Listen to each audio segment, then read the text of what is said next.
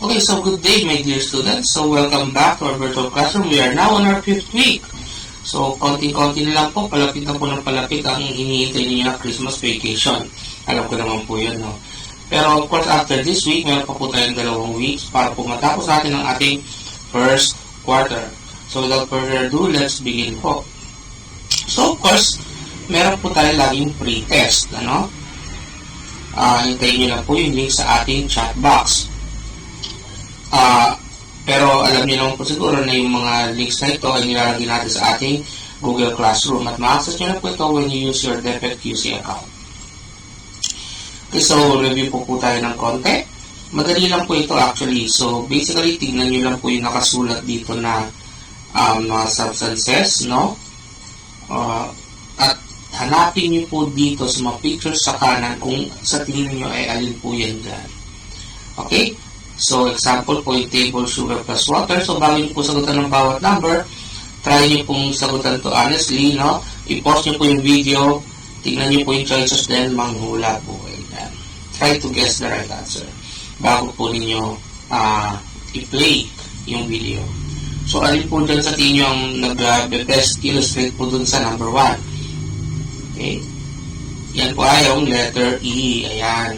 More or less po, ganitong itsura ng table sugar plus water. Next po, yung number 2, soluble pearl plus milk, table sugar plus grass jelly. Again, pause nyo po for a few seconds and try nyo maghanap po dyan. Okay, ang sagot po dyan ay nasaan po kaya? Yan, letter D. Ayan, kikita nyo naman po yung clue. May mga visual clues naman po dyan. Number 3, may clue po ulit dyan. Tingnan nyo lang po yung picture. Alin po kayo may calamansi, water plus sugar. Pause nyo po ulit bago po kayo sumagot.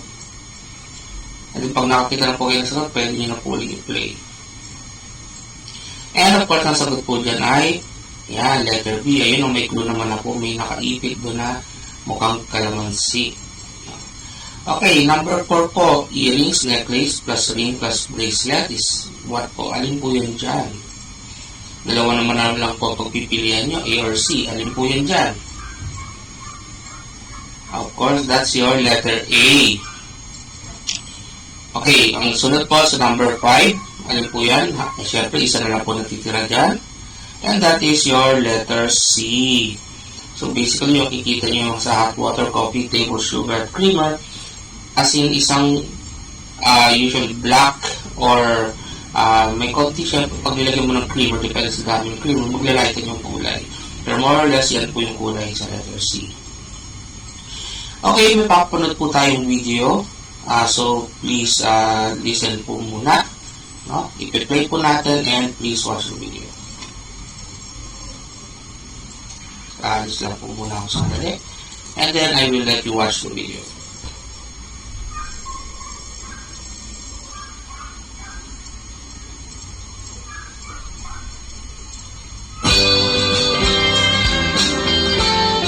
Howdy everyone, Mr. Hockey here in my virtual studios in beautiful Atascocita, Texas with another chemistry lesson on the properties of matter.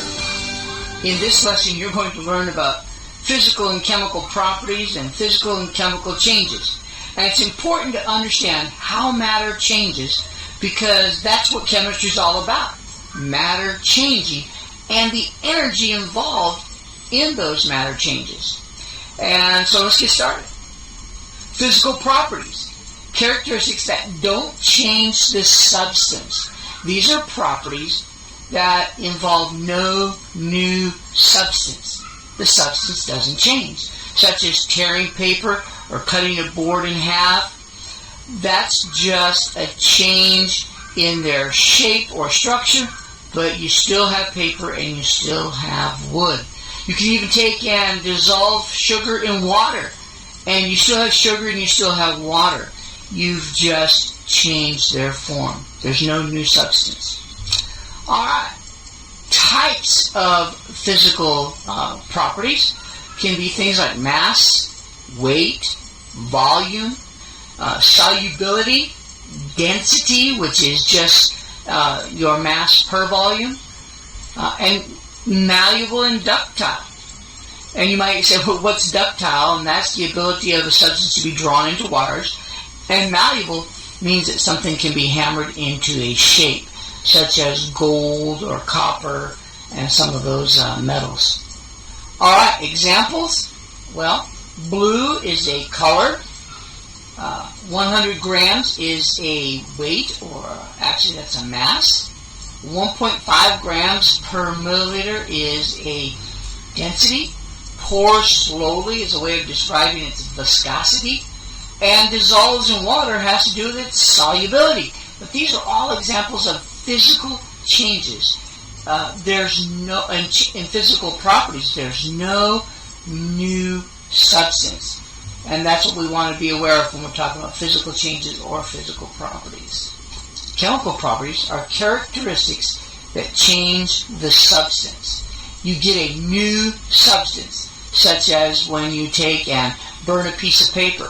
As you burn that piece of paper, it goes through a chemical change, and what you have left over is ashes or carbon, and what escaped was carbon dioxide and water. You have new substances. That's chemical properties, chemical changes. Ideas about chemical, or about the types of chemical changes would be things like flammable, corrosive, like rust, pH, like acid and basic, and explosive, kaboom. All of these are types of chemical properties and chemical changes. Examples would be things like reacts with water, combust, reacts with oxygen, and a sour taste. That would be an acid. Or a bitter taste. That would be basic. And usually that comes from a chemical reaction and creates chemical changes. So, recapping our ideas here on chemical and physical changes. A physical or property or change has to do with no new substances. It's the same old thing. Even though you may have changed it, you may have cut it up into little pieces, you may have dissolved it, but you do not have a new substance. That's what physical changes are about. And then chemical properties and changes give you a new substance. You take hydrogen and oxygen, react them together, kaboom, you get water. Okay? That's a chemical property, that's a chemical change. Yeah. Okay, that's basically it po. Actually, nawala lang sa video pero narinig po ninyo ako, nasa background pa rin ako. So, parang ganun din sa actual lecture, kala nyo wala lang ako pero nandun po ako. I'm hoping naman pagka wala po kayo sa video lecture, kahit hindi po kayo nakita sa camera, sana nakikinig pa rin po kayo sa ating lecture. Okay, so ito po yung sinasabi ko na part 2. So, connected po ito sa ating last week's topic, no? So, nasa week 5 na tayo, pero quarter 1 pa rin ating grade 7 science. So, brief introduction lang po. Mixture and pure substances have varied components. Previously, you have learned that the mixtures and pure substances differ in their physical properties, observable characteristics, and composition. Again, may I remind you po na yung paglalagay ko po ng red sa mga selected words po ay hindi po lang basta visual, para maging mas maganda lang yung slide para magdagdag ng color, no. Please be mindful po kung alin po yung mga hina-highlight po na keywords kasi makakatulong po ito. Actually, makakatulong po ito para maalala ninyo yung ibang mga bagay-bagay na importante. Para hindi nyo naman kailangan tandaan yung buong slide. So, in a mixture, materials are combined physically. Sinabi na po natin yung last time, di ba? While in a pure substance, materials such as elements or compounds are chemically combined. So, yun po yung main difference ng dalawa. Actually, napag-usapan na rin po natin yan sa ating last week, no? So, banggitin ko lang po sandali yung other common properties used for identifying an unknown materials as mixtures or substances. Unang-una po natin density, no? Sabi nga po, iba-iba pong materials, meron pong iba't ibang density. So, you can compare the density of an unknown substance with those densities of a known substance. Now, kung magkataon man po na meron kayong dalawang substance na may pareho pong density, edi kuha ka na lang po ng isa pang physical property para makumpara kung magkapareho pa rin sila. Pero most likely than not, sigurado po na may pinagkaiba na sila. So, ano po ba yung density? Basically, ito po yung sinasabi na mass per unit volume or mass of an object per unit volume. So, ano po ba yung mass? Di ba yung mass, yun po yung amount of matter present in an object, sabi nga. So, ang density po ay iba't iba sa bawat substance. Kaya saka dyan nyo rin po makikita yung comparative properties ng iba't ibang material. So, ito po yung formula. Density is equal to mass over volume. So, makikita nyo yung simple na illustration na to. Ito po, pagka sa isang square na to, isipin nyo itong square na to yung makakapareho po ng size. Pag konti lang ang molecules dito, so of course, this is less dense sa isang square na to. Whereas, kumpara nyo dito sa square na to, same size lang yan, pero mas marami pong particles nandun or molecules or amount of matter. So, mas may mass, okay, ito as compared dito. So, mas dense po ito. Okay, so this is your gas, for example. This is your liquid, and this is your solid. So, from gas to solid, it becomes more dense. Okay po. So, sunod po natin yung ating heating properties. Materials behave differently when heat is applied. No? Some may heat up gradually while others can increase temperature quickly. Marami po iba't ibang factors po yan. Papasok din po yung idea nyo sa thermodynamics, kung gaano kalapit yung mga molecules, and of course, yung iba't iba pang properties nung kung ano man po yun nandun sa substance na yon. Yan, di ba? For example po, meron pong mas good na heat conductors, meron din naman na hindi. Okay, usually marinig nyo yung salitang heat conductors, o yung word na conductors rather is sa what do you call this? Sa kuryente when it comes to electricity, di ba?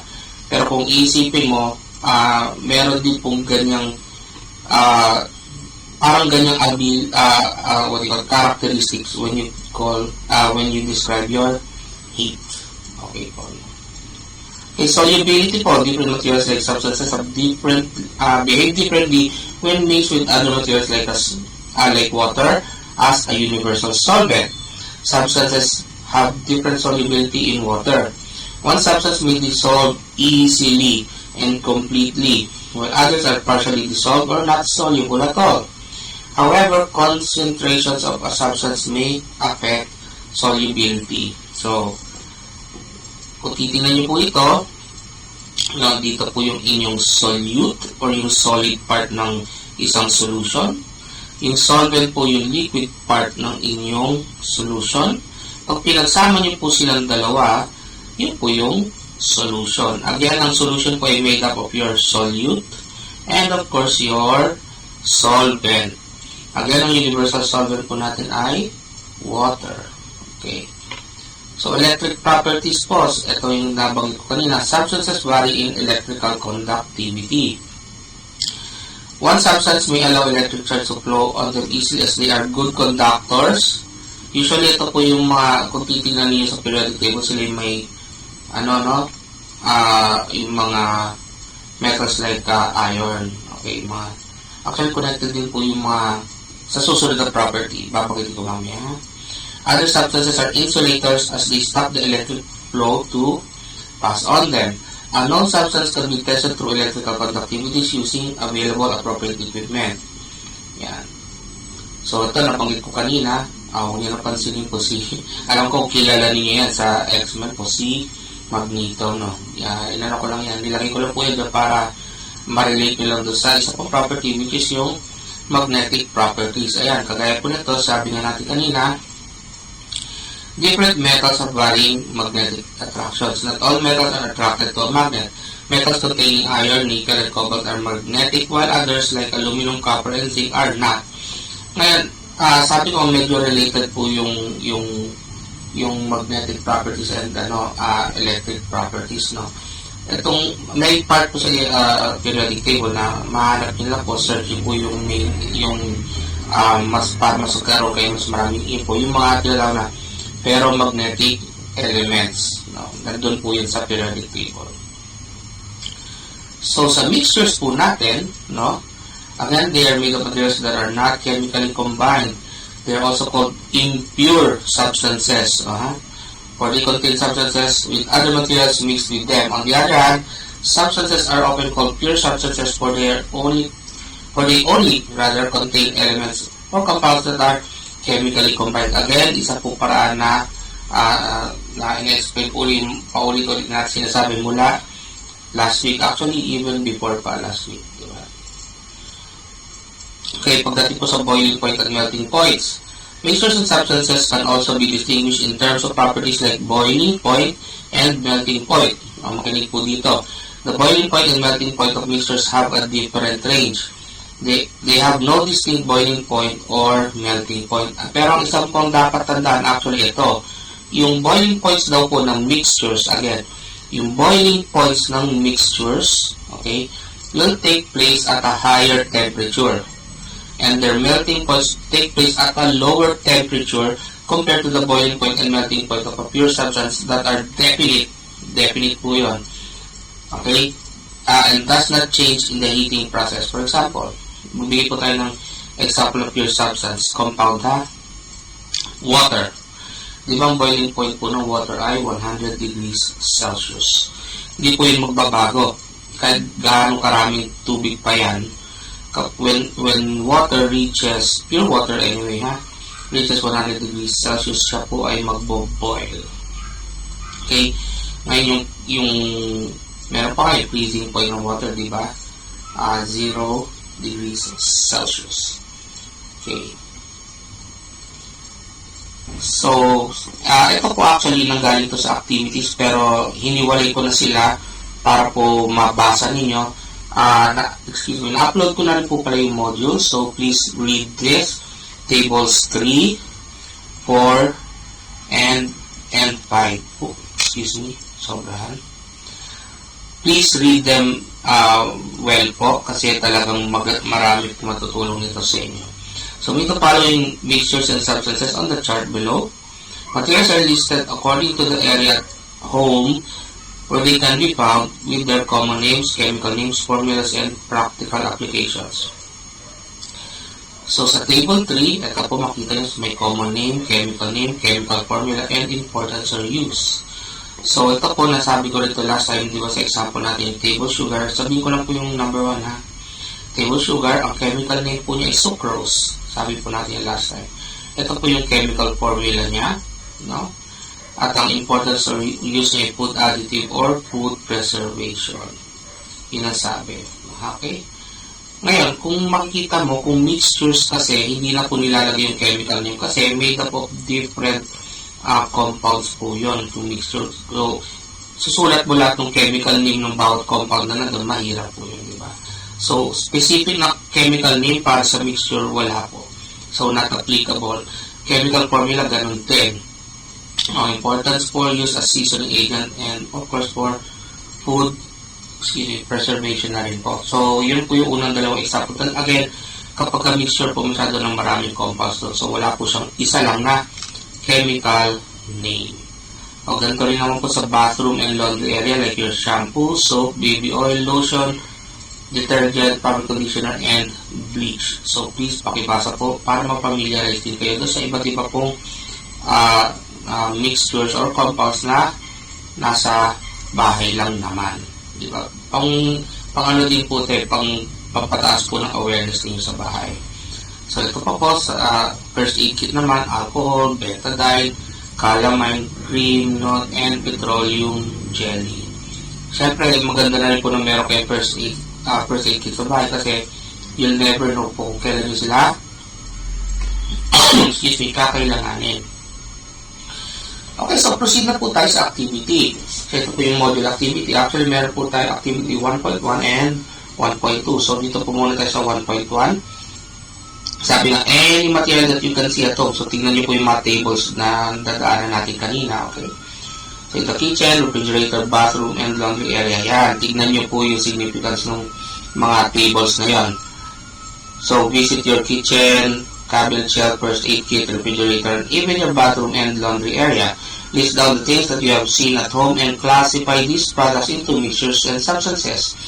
So, sige, para lang po mas mabilis since ang module activity po natin ay today ang due, same day as your lecture day, gawan nyo po maski 5 lang. Okay, lista nyo lang po. Again, just as always, ang instruction po natin sa module activity, sulat nyo lang po siya sa notebook. Kagaya nung last time, sulat nyo sa notebook ang inyong mga sagot, picturean po ang mga sagot, and ilagay lang po sa isang doc file. So, wait lang po ng konti, pupunta po tayo sa direction na yan later, sasabihin ko. So, again, sulat nyo lang po dito kung ano po susulat mo material. Check mo kung mixture ba yun or substance. Of course, pag mixture, wala na po kayo sasabihin dito. Okay? Sinabi ko na po yung kanina. Pero kung substance, pure substance compound po, no? Specific compound, ayun, may susulat po kayo dito. Okay po ba? So, siguro kung gusto nyo padalhin ng buhay, no? I-identify nyo lang kung sinong mixtures para wala na kayo susulat sa iba. O yun, clue na po yun. Ngayon, kasama po ito sa sasagutan. This time, kasama po sa sasagutan. Kung itatype nyo, isusulat nyo po ito sa notebook, or kung gagawin nyo diretso sa Word, kasama po siya sa isa-submit. Okay po? So, picturean nyo rin po ito. So, ito questions 1, 2, and 3. So, sagutan nyo po siya sa inyong notebook again, and picturean, or pwede po kayong dun diretso na nga lang naman sa Word magsagot. Okay, sa pangalawang part po ng ating module activity, yung 1.2, watch and learn. Okay? So, watch and learn po. Dito po sa part na ito, manonood ka po actually ng video. So, ito po yung actually link, pero ipapanood ko na rin po siya sa inyo ngayon. Ngayon, may konti lang pong correction sa video kasi sabi nga, ang melting point po ng impure substances na is comparatively lower, not higher, than that of the pure substances, while the boiling point of impure substances is comparatively higher than that of the pure substance. Okay, so makinig lang po muna kayo dito, exit lang po ng konti, pero hindi po ako actually nawawala. Mahilig po, dito lang din ako. Okay, tuloy po natin yung video. Hello everyone, and welcome to another simple science video. And in this video in our IGCSE Chemistry Revision series, we will be looking at pure and impure substances. So in our daily lives, we encounter substances that are not always pure. Alright? And I can confidently say that most substances that we encounter are in fact impure. Alright? So most substances are being adulterated, but for good reason. Or they're in nature, they're there for a good reason. Alright? So we're looking at substances like salt water, where it's a mixture of salt and water, steel, where it's a mixture of carbon or any other elements inside our ion structure, and air is a mixture of gases. Alright. So a pure substance would be a substance that has nothing else apart from the primary substance mixed in it. So in our control volume, we can see there's only homogeneous type of substance in it. So we're looking at distilled water where there's only H2O molecules, and chlorine gas where there's only chlorine molecules, and gold. And notice that I'm saying that there's a homogeneous spread of the homogeneous type of elements and compounds. Alright, so it's not just elements, so it can be a compound. So essentially, looking at water, it's homogeneously just H2O molecules. Alright, so looking at the atomic view, we can see that if we were to isolate a certain volume, you can only find one type of substance. So for pure iron, it will just be a metallic structure of iron atoms, iron ions, and it will basically be not adulterated with anything. Okay? And for water, it will just be H2O molecules. So as a result, a pure substance cannot be separated by physical means simply because what is there to separate? Alright, apart from the primary material itself. So yeah, we can see that we can therefore not separate it because there's nothing to separate. Now, if we were to look at the melting and boiling point spread for the pure substance, if we were to do a constant heating graph, we can see that the equilibrium state whereby solid and liquid of that substance can exist, or liquid and gas, which is the melting and boiling points, we can see that when we were to extend this towards the y-axis, we can find that there's only one temperature in which this equilibrium states can exist, and whereby the melting point and boiling points are at certain temperatures. All right, so there's basically no range Now we're looking at an impure substance. We can see that there are other substances mixed in it. It can be a mixture or an alloy. So we can look at salt water. We can see that there's a mixture or a dissolved solution of water and salt. Steel would be an adulterated mixture or an alloy of carbon and iron, and maybe other elements in there. And air, which is a mixture of gas. If we look at this in an atomic scale, we can find that there are many types of molecules within our control volume. There can be, such as for air would be a mixture of many different gases like nitrogen or water molecules, as you can see. And for something like on the right would be stainless steel, where compared to our first pure structure of iron, we can see that there's an adulteration of atoms like chromium and carbon, and they're there for good reason. They're there to improve the appearance of our iron structure and to improve its corrosion resistance. And this therefore makes stainless steel a much more viable option than pure iron in very many cases. So as a result of the adulteration and a mixture of substances, an impure substance can be separated by physical means. We can separate the pure substances inside our impure substances. Alright? So we do this through processes like filtration, evaporation, distillation, and chromatography, which I will talk about each separately in detail in a different video. So as a result of this, we can see that will be a range in which the melting point can exist and the range in which the boiling point can exist. So the equilibrium state between solids and liquids, or the melting points, will be existing in a different range, and there will be a range for the boiling points too. So there will be no distinct boiling and melting point. Alright. So as a result, we can use melting and boiling point testing as a test for purity. If our substance is simply pure, then we will find out that we will observe that melting will take place at a certain temperature and boiling will take place at a certain temperature. And it will be opposite the melting point and boiling point will be existing in a range for our impure substance. And another important thing to realize is that for impure substances, melting will take place at a lower temperature than pure substance, and boiling will take place at a higher temperature. This is a very interesting discussion, which I will talk about in another video in detail. So to quickly summarize our video, we will know that a pure substance is simply a substance that has nothing else mixed in it. A pure substance cannot be separated by physical means, whereas an impure substance can be separated by physical means, whereby we're trying to separate the pure substances inside our impure substance.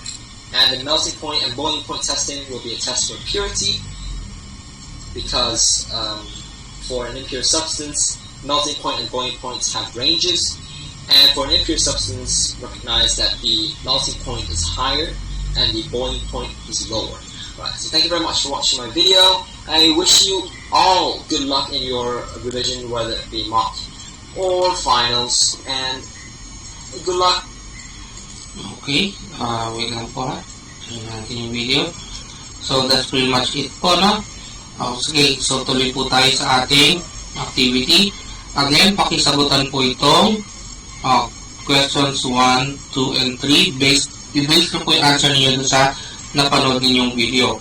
So, po dito, pwede ninyong ulit-ulitin po itong video na to para mapanood ninyo yung, naibigay ko naman po yung link, or tingnan nyo lang po sa description box kung nasan po yung link ng video na to, yung pinanood nyo ng before itong slide na to, para balik-balikan nyo rin po para masagutan nyo po itong answers, yung questions ng guide questions rather ng activity 1.2, which is still part of your module activity, which is due today.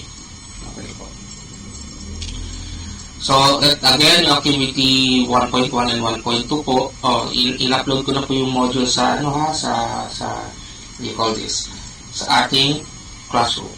So, answer niyo po yung guide questions in your notebook, and yan, i-upload nyo po sila as one doc file. Of course, syempre, pipicturean nyo po yung, of course, syempre namin. I-picturean nyo po yung sinagot niyo sa notebook. Yung mga pictures po na to ay ilalagay niyo dun sa Word. And yung Word po na yun ay inyong i-upload dito sa form. So, label it as, name it rather, as answers to, so may underline po uli yan, answers to Module 5 Activity 1, .doc or docx. Okay. So, sa assignment naman po natin, no? Ito, pag-usapan po natin ng konti. Ang assignment po ay nasa Activity 1.3. Okay? Again, ang mga assignment po ay due next week, next meeting. No? So, may 1 week po kayo para tapusin ito. So, sa materials po, 2 tablespoons of table salt, 2 tablespoons of table sugar, 3 transparent cups or glasses, water, and spoon.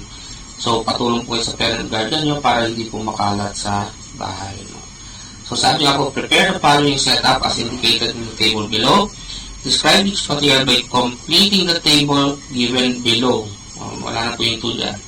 So, put 2 tablespoons of each material inside a transparent container and observe each physical property. So, ito po yung gagawin ninyo. Dali lang naman ito.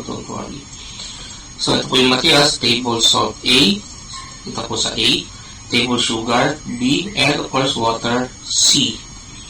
Ngayon, slowly add 1 cup of water to each glass.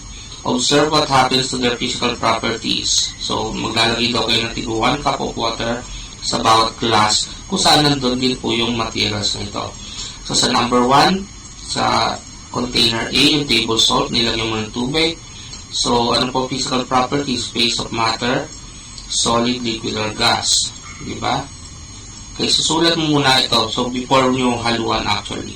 So, table salt, ano po ba siya? Solid. O yan, sinabi na po natin, diba? Uniform or not uniform po ba? Table salt by itself. Bago mo haluan ng tubig. So, that's uniform. Siya lang naman eh. Diba? So, dito, uniform or not uniform. Dito yung number of observable phases dito, no? So, ano pong makikita mo dyan? Ilan? Isa lang, di ba? Mixture or substance po siya. At this point, dapat alam nyo na, table salt ay, mixture po ba siya? Compound po ba siya? Yan, dapat alam nyo na po yan, di ba? Ngayon, pagkatapos isulat ito table na to, yan, tsaka nyo lalagay yung 1 cup of water sa each glass. Okay, ngayon, sa table 7 naman po, directions. Fill out the entries based on your observations by answering each question with yes or no. Yes or no lang po yan. Diba sa glass A, yung naglagay na tayo kanina, 2 tablespoons of salt plus 1 cup of water. Yun, nilagyan mo siya ng tubig. Are the materials completely mixed? Yes or no? Are you able to see separate components? Yes or no? Di ba parang yung sa last week lang po ito, no? Parang ganon. Do the particles settle at the bottom? Yes or no? Can you identify the components of the mixture? Yes or no? So, ganon lang po yung sabi niya. Yes or no lang ito, ha?